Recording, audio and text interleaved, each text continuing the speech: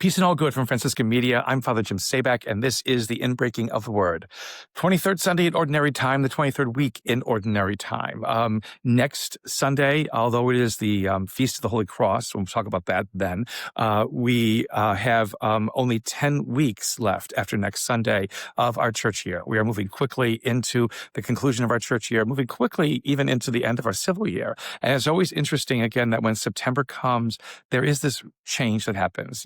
Cosmologically, yes, because we're moving from summer into fall, and we should be able to feel that, hopefully, within the weather and the environment around us. Again, climate change notwithstanding, hopefully, we still can wake up and realize, that we need to embrace these seasons. But also, again, we begin to move in a different way come the middle of September in our understanding of what it means to be people of faith.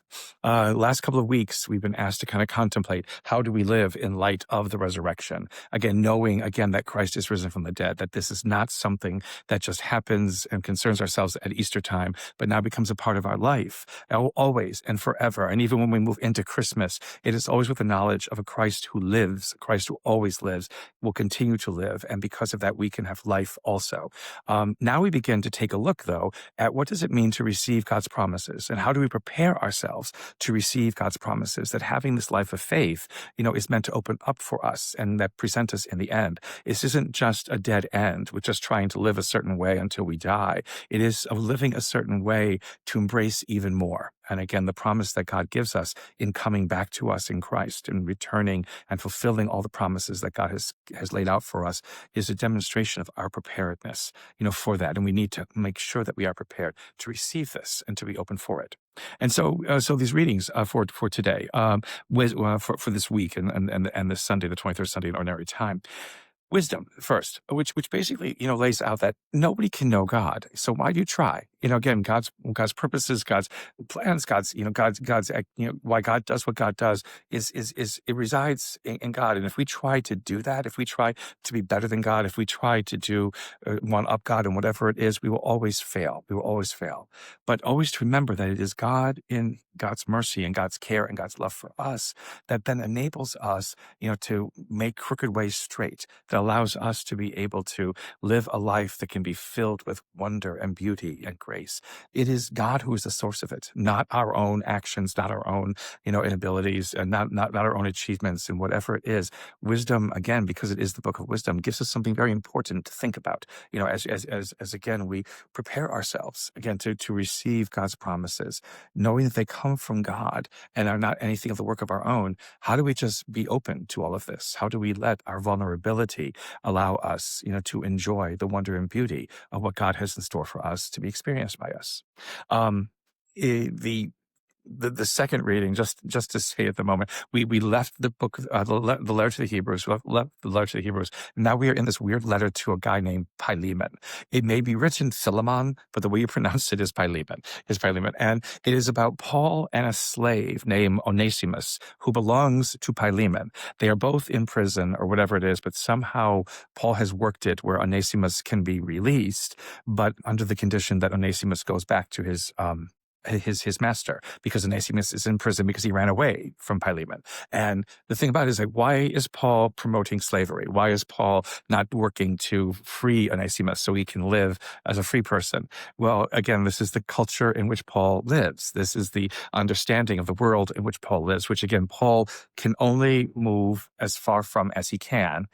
The thing about it, though, is that he's asking Philemon to receive Onesimus, not necessarily just as a slave, but as a fellow worker, because Paul is sending him, with his heart, and Paul is sending him as his heart to Philemon. There must be some relationship that Philemon and Paul have managed to build together. And so the sense in which it is, I am making sure he goes back to you, but do not treat him badly. Do not punish him. Do not do anything like that. But know that he's going back, again, of his own free will, because of my counsel. And because of that, again, he will serve you better and serve you even better, perhaps, as somebody who you see as a co-worker, not an equal maybe, but somebody who is also laboring with you in this field of whatever it is that you do to produce what it is that you do. Again, it's not to our own modern ears something that's ever satisfactory or that seems to work, but it is the sense in which Paul is thinking differently than his time and his place, and wanting, again, this sense in which, people can be act in a different way, look at us in a different way, because of what it is that we believe and what we've been open to and what we have experienced. The gospel then for today, connecting with the letter to the book of wisdom, Jesus comes out again with this incredible, hyperbole. Unless you hate everybody, and follow me, you're not worthy of me. And again, what are you talking about? Again, but this is a tendency within ancient Semitic writing. It was to speak in these great hyperboles, sometimes these great exaggerations, to make a point. To make a point. Again, if wisdom is saying that we need to understand that God is the source and origin of everything, and that we need to be attentive to that, then we need to give ourselves over to that. And that is what God is asking, through Christ. Again, in the sense in which, if we don't, get rid of everything that stands in the way, of us being able to embrace, who and what this God is, then, we're never ever going to achieve anything. We're never ever going to enjoy, that wonder and that beauty that comes from having a relationship with God. It is. Again, it is something that, again, just seems a little bit, ridiculous at times, for us to think in this way. And yet, if you take a step back, wonder, well, why is it that I believe? And what is it that I hope that my belief is going to do for me? Well, then, yes, if it's going to mean anything, or it's going to amount to anything, it means I have to give, myself to it. We give ourselves to so many things in this world that can be passing, that cannot deliver what they say they're going to deliver again and again and again. The risk and the dare with faith is that it tells us it will deliver us everything that we could ever imagine. And it's for us to embrace it and to give ourselves over to it. And it gives what is beyond our imagining, and it gives what it is that we, can never ever hope to achieve on our own in its own way. And it's realizing that even though we, might not receive it perfectly as we intended it to be, we receive it in the way that God intends it. And because of that, because we have given ourselves over to this, again, Jesus talks about taking up crosses and things like that, but it means, again, that you throw yourself into it. It's not about suffering and pain and hurt. You throw yourself into what it is that you believe, not in a way that is weird and crazy and, pushes people away and turns people off, but you give yourself in this where you are not as affected by the world, as the world affects itself. Again, the reason why more people came, to embrace this Christian movement in the early church was because the early Christians said, we're not afraid.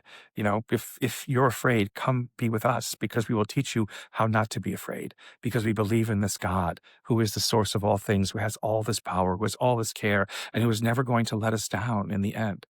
That is something, to hope in. That is something to think about. That is something to reflect upon, so that we can live a life that is worthy of who we are as images and likeness of God, creations of God's love and God's care, people who are called to minister and to witness to the power of a God who lives in our lives.